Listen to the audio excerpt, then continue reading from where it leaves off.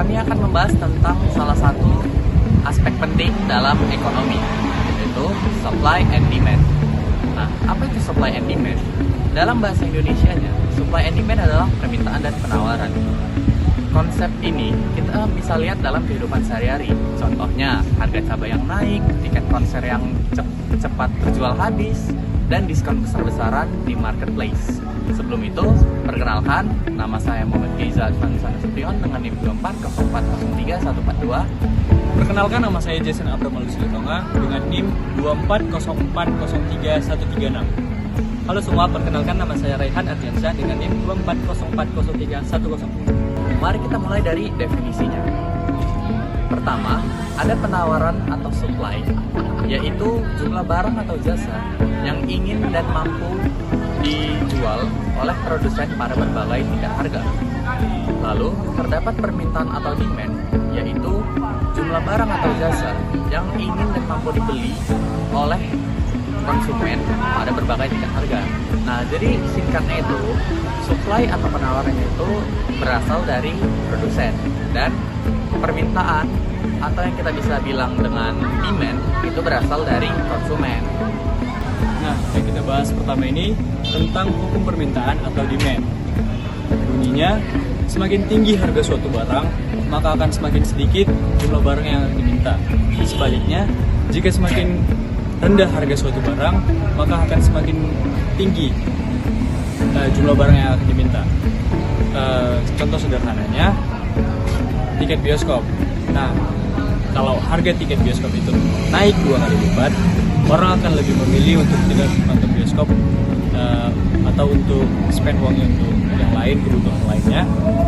Tetapi jika harga tiket bioskop itu mengalami penurunan atau ada promo, orang akan lebih tertarik untuk menonton di bioskop. Hukum penawaran menyatakan hal yang berbeda dengan hukum permintaan, yang dimana ketika harga naik, maka produsen terdorong untuk melakukan banyak penawaran.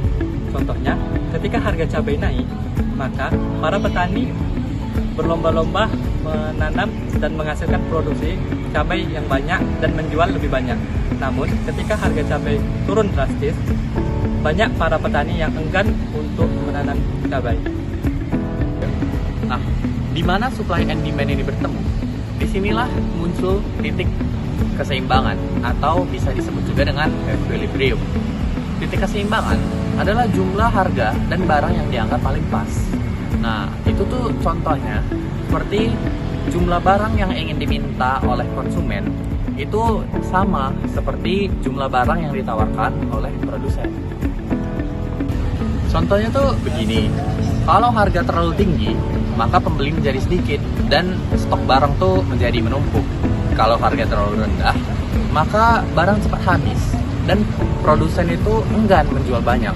Maka harga keseimbangan adalah harga yang stabil. Itu tuh ketika pembeli dan penjual sama-sama diuntungkan. Supply dan demand itu dipengaruhi oleh beberapa faktor. Beberapa faktor diantaranya yaitu pendapatan konsumen. Kalau gaji naik, otomatis permintaan juga ikut naik. Untuk faktor yang keduanya yaitu biaya produksi. Kalau harga pupuk meningkat, maka suplai hasil pertanian itu bisa berkurang. Faktor berikutnya yaitu harga biaya substitusi. Nah, itu jika harga kopi meningkat, orang bisa beralih ke teh. Nah, berikut faktor-faktor yang bisa saya jelaskan mengenai demand dan supply. Baiklah, jadi di sini saya sudah berada di salah satu lokasi UKM, yaitu laundry di sekitaran lingkungan Kusul bersama ibu Sinta. Jadi saya ingin bertanya nih, jika ada satu kejadian nih, misal permintaan laundry itu lebih banyak Bu dari stok mesin yang tersedia, itu ibu biasanya apa yang Bu? Kita kan target kita itu di satu mesin 70 gitu. Jadi kalau lebih dari satu mesin, kita udah kita tambahkan harga. Misalnya lah tadi kan 7 kilo 20, misalnya kalau dia 8 kilo gitu, itu udah kita buat harga tambah 5.000 jadi 25. Terus saya juga ingin bertanya Bu, untuk tren orang laundry gitu, itu ada nggak menurut ibu ya? dari sini, ada nggak hari dimana orang tuh rame laundry? Misal weekday yang Senin sampai Jumat sama satu minggu tuh beda gitu. Apa lebih rame orang atau gimana? Ya lebih ramai dari mulai hari Sabtu. Paling ramai itu Sabtu dengan Karena orang lagi libur ya, Bu. iya, kadang kuliah gitu kan. Terus saya juga mau nanya, dengan perkembangan zaman ini ya Bu, sekarang orang ada banyak globalisasi. Apakah usaha laundry ini masih banyak permintaannya Bu atau gimana? Masih banyak orang yang laundry gitu Bu. Iya, Kami ya Bu. ramai lah. Nah, saya mau bertanya lagi Bu. Ini kan di sini beda-beda tuh harga Bu. Ada yang setrika, ada yang cuma laundry. Di sini tuh orang tuh biasanya paling banyak tuh yang pesan yang gimana Bu? Kalau biasanya yang cuci lipat aja sih lebih banyak. Agar orang nggak kerja lagi. Iya, daripada sama setrika. Kalau setrika itu dia orangnya tertentu. Misalnya dia yang udah bekerja gitu, atau yang apa yang lagi magang gitu kan, waktunya mungkin lebih sedikit untuk ngerjainnya di rumah. Itu yang lebih banyak. Baiklah, sekian di sini wawancara dari kami. Terima kasih.